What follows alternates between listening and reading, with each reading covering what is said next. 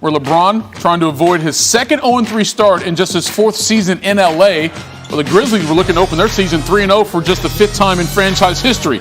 Ja in the building. Early on here, watch the rush. Easy kick out to LeBron. That three ball has been working for LeBron here in the early part of the season. Lakers up 11. Then here, LA forcing a turnover. And that's how Showtime used to do it. Good defense leads to easy offense, right? Austin Reeves on the other end from Westbrook. Russ had 13 assists in his first two games in the Lakers. He had 10 in the first half of this one. All right, let's go to the third quarter. Grizzlies back with the lead by 1. Ja, come on, stop it. He had 27 points through three quarters. He finished with 40 points and 10 assists. First Grizz to ever put up a 40-point, 10-assist game.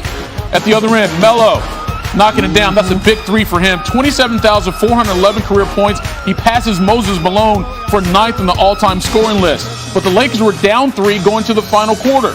Less than 2 minutes to play, they flipped it. They're up 3. LeBron. Tough follow away there. Misses. Memphis going the other way. Desmond Bane.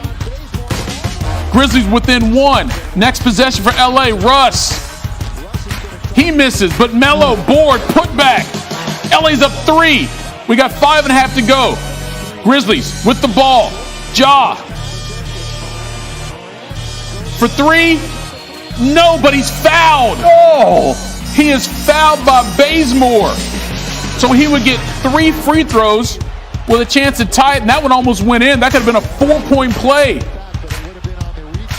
All right, so Ja at the free throw line. Everyone standing in the building. Make. Second attempt. Make.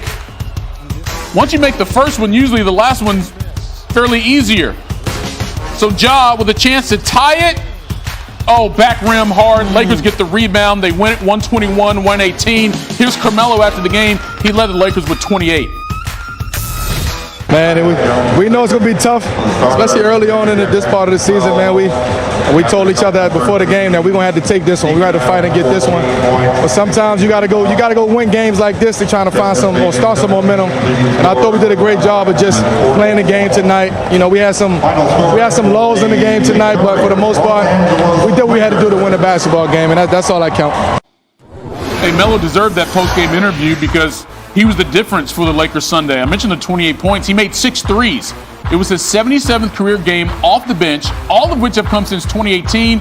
His 6 threes tied season for both squads. Steph triple-double against the Lakers in the opener, 45 against the Clippers. So they stay in California again here, averaging 36 points per in his last 5 against the Kings. There you see.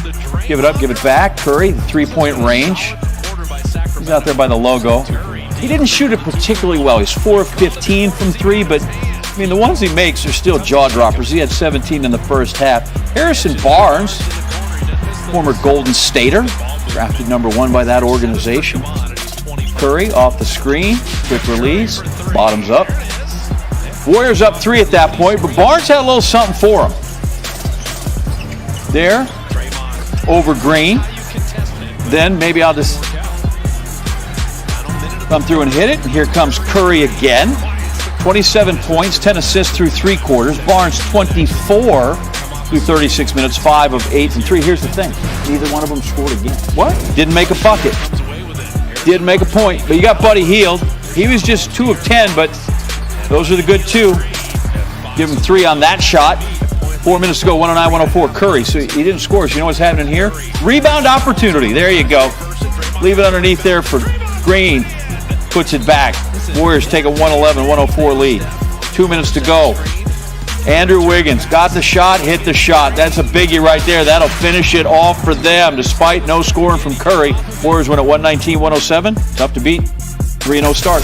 It's always been the same since Coach Kerr got here, since we, came into this chapter of Warriors basketball. But, I think similar to the earlier question, it's just, guys in rotation just gaining confidence. I always say it's nice to learn the lessons we need to learn in wins and keep these moving in the right direction, because it just helps morale. One, it's not going to be perfect all year, but just continues to help morale and understand that, again, we have the capability to go, win games at a high level against any team.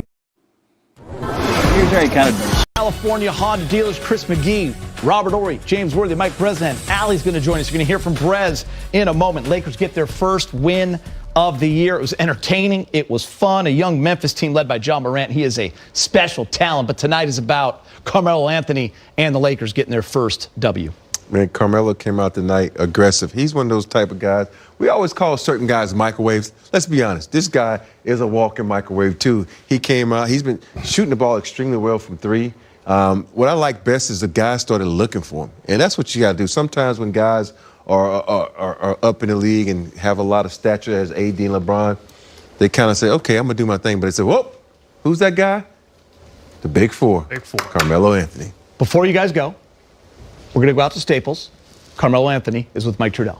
Of the night, he passes Moses Malone for 9th all-time on the scoring list. 28 points, 10 of 15 from the field, 6 of 8 from three. His plus-minus was plus 19. And one thing that I appreciated, I had not heard Staples Center like that since March of 2020, and it felt good. It was so much fun. And Carmelo, when he got cooking there, Big Game James, in that game, it was a lot of fun. Yeah, it was a lot of fun. I've been waiting for a player like that this guy, 19 years in, they tried to write him off a few years ago, and he ended up in Portland, where he shot almost 39% or something like that for them. 40%. Yep, and he's still hungry for a championship. You know, when guys get older, two things happen. They either they started, fading out, they're going to retire, or they realize that, hey, I got about 3 years left. Get yourself in good shape, get your mind ready. And he does one thing that's needed in this league. He still can shoot. He still knows how to get his shot off, catch and shoot. He knows how to bump into you, get that chest and shoulder to the chest and get his shot off. And when he's hot, he's exciting to watch. Yeah, James, I love the fact that the ball does not stay with him very long. He gets the ball, either passes it right away or shoots it up. And by the way, Keith, how much time do we spend during the offseason asking the same question 100 different ways? Did the Lakers add enough shooters to make this team successful? They were 53% from three-point range tonight. They were a top 10 team behind the arc coming into tonight's game. It's very early, but so far the answer for that is yes. And Carmelo, a big reason why, like you guys have said, 6 of 8 from three-point range. By the way, LeBron, he's been jamming his threes. Another 4 tonight out of 9 attempts. He's had a pretty good run behind the arc as well. I want to say this, best offensive night for this Laker team so far this season.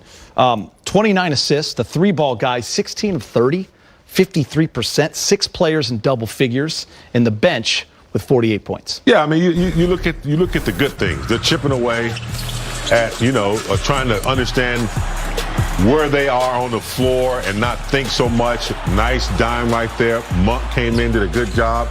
Of course, we can look at some other categories where maybe they didn't do as well, where they, points in the paint. They had that in the first half, but then Memphis was able to come back. But I think overall, the categories that you talked about, they did a pretty good job there. They overcame a lot. And to me, this was a really weird game. And if you look at it, every Memphis starter was a plus. Every Lakers starter was a minus. But the Lakers bench came through. Not just, Carmelo and Monk. Monk came out, knocked some big free throws down, played some good defensive roles, had some assists on the fast break. So, you're going to have those nights where the starters are starters, but it's up to the bench to step up and do a little bit more. Yeah, 2 games ago against Golden State, by the way, the Laker bench thoroughly outplayed. Remember, Bielitsa and Damian Lee from the Warriors reserve unit really outplayed the backups for the Lakers. Completely different story tonight. Carmelo leading the way there. Make no mistake about it, it is a work in progress. This was not a perfect night, as you guys were mentioning. They did have 12 blocks and 10 steals, but they were out-rebounded by 13. Memphis had 18 offensive boards that led to 32 second-chance points. But the Lakers do get the W. We do have this sequence at the end of the game. This is crazy. Coming out of a timeout, and there was a big game of chess going on. Were they going to foul up 3? Some clutch free throws made by Malik Monk, then AD. Ja Morant gets the ball. There's 6-7 seconds left. Yeah. 3 free throws in a row. A coach will tell you, take 2, step back for a couple seconds, then come back to it. It's more of your routine because nowadays, I mean, with the three-point shot, it's normal. But, yeah, he couldn't get that third one in. We were laughing but before we came on the air. The guy who misses the three is the guy who had 40 points, right? And 10 assists. It was 9 of 10 going into that free throw from the free throw line until that miss. He was 5 of 7. John Morant is a special talent. You know, I know he's going to be thinking about that one for a